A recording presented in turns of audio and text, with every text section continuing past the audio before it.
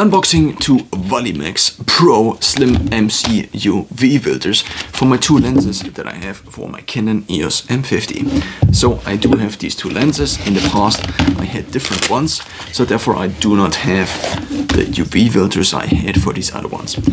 In terms of how to apply these, you need to look out for the actual diameter of the lens. This could also be the radius, but I think it's the diameter. Yeah, 4.9. So as we move up closer, you can see that there are a few numbers on the lens itself. So we have a few numbers down here, and then we also have one number that is up here, which you might read as 49 millimeters. The other thing that is down here that says Canon EF lens 50 millimeters is the Canon lens. It's also EF, which means it's not for APS-C sensors, but for full frame sensors. Then it's 50 millimeters, which is how much zoom it basically has. And then we have 1.1.8, which is some kind of ratio in terms of how much of this I think is displayed onto the sensor. And it's also an STM lens, which in this case stands for a silent motor. Now also on here, because it's an EF lens, but this needs a Canon EF SM mount or EF-M mount. I think it's called the Canon M mount. Canon EF EOS M is the proper description. And because of this, I do have an adapter on here, and I also do have an adapter on here. And these adapters are actually slightly different, but I won't go into too much detail. So now there is this lens glass. And this lens glass, if you just have it in a bag and you might scratch it with a key, for example, might not be Gorilla Glass 16, but it just might scratch a little. In order to now protect these lenses and therefore also to keep up their value, which in terms of camera lenses seems to keep up fairly stable. So if you bought them refurbished, which I did, you might be able to just sell them, resell them again refurbished for maybe a similar price even, provided you don't have the same lens, but it's not properly working anymore, or it's scratched too much. Of course, if you have something on this lens glass and everything goes through this lens, then of course the camera cannot see that properly any longer. Imagine if you had a permanent stain, for example, on your eye, probably would have some effect. For this reason I bought these UV filters. Do you necessarily need an UV filter or a UV filter? No, probably not. But so not for the purpose of catching out the bad UV light. There might be some benefit to this, but the main thing I am using these for is to just screw them on to the lens itself and use them as a protection. Now, because lenses come in different sizes, and this is due to how these are built, as you can see, this is slightly different built compared to this one, and therefore also has a different opening diameter. You need different diameters, and this is why the old ones didn't work for me anymore. Before I had an 18-200, also EF-S lens, but this one didn't have an STM motor, which resulted in me not being able to use the camera intern audio, which is not that good anyway, but at least this was for my previous camera, the Canon EOS 80D, which I broke. Now, this is the second one, and this is the smaller one for the smaller lens. So I do have, as mentioned, the 50 millimeter and also the 18-135 millimeter, also EF-S from Canon. So now I just take out the second adapter, which is obviously way smaller because the diameter now is only 4.9 centimeters, which I cannot properly translate to inch, but since it is measured in centimeters anyway, or in millimeters in this specific case, I also do not know if the Canon lenses in the US, for example, do have not 49 millimeters, but just something in inch written on them. As we can see, this now protects not only the glass itself, but also the inner surface area. There might be an argument to be made that when doing something like this, you might actually want to put in some effort to clean the inner workings here. And for this reason, I do have a cleaning kit, which I bought about a few years ago for my Canon EOS 80D or 70D actually. I didn't have the 80D, I just had the 70D. This was my only Canon camera. And before I had also a Canon camera, but not a professional one. So now I did buy this here, and this has several ingredients. The first one we will use, I think, is this one, which is not a leaf blower, but similar. And so we just take this off again. Obviously you don't want to touch it too much. And then, as we can already see, this has not the best cleanliness. I will also try to focus on it specifically.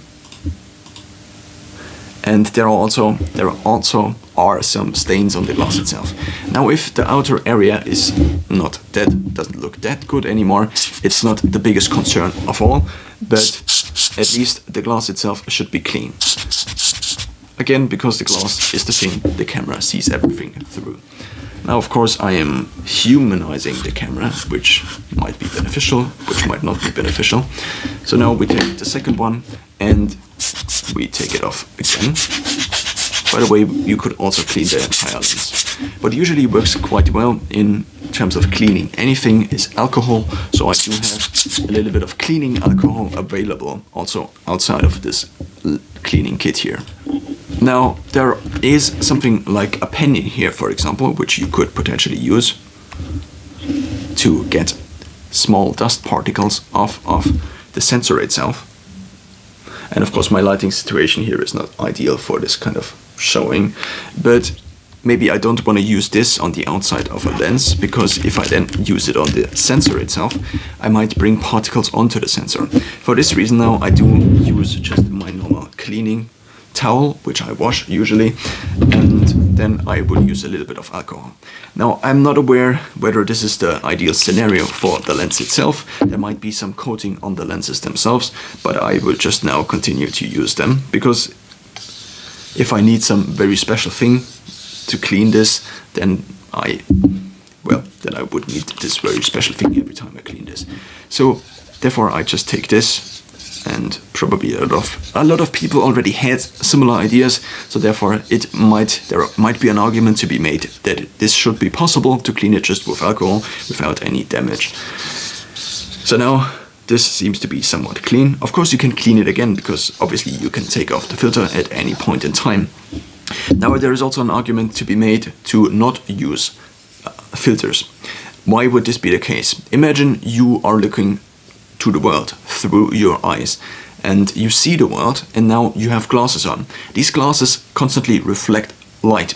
So there might be, as you might see on people who record anything of themselves, pictures or anything else, or look at themselves in the mirror, they always have a few reflections going on, similar to how this here reflects some of this here. My eyes also do reflect some of this here, some of the environmental light, but at least not to such a big degree. So if there is a bigger glass in front of it, of course there might also be some interference that is happening in between those two different layers of glass. So therefore you might get more lens flares. So this could be seen as an upside, or it also could be seen as a downside. If we again move a little bit closer, this is basically what a lens flare, at least to some extent, is. It reflects basically environmental light, and then this environmental light has some impact onto what the picture actually looks like. So I now also cleaned this one, which was maybe not the best idea, because sometimes this towel here leaves some of its material basically onto the lens itself. And now I do have a small alcohol stain on here, which I could possibly remove, but I would just apply this now and put it into my bag, because I don't want to spend too much time on it, and also there is nothing in this process which cannot be repeated. So for this reason I would just repeat it whenever too dirty in the future. So now we also have this lens already, and we also see that there is a small alcohol stain on here.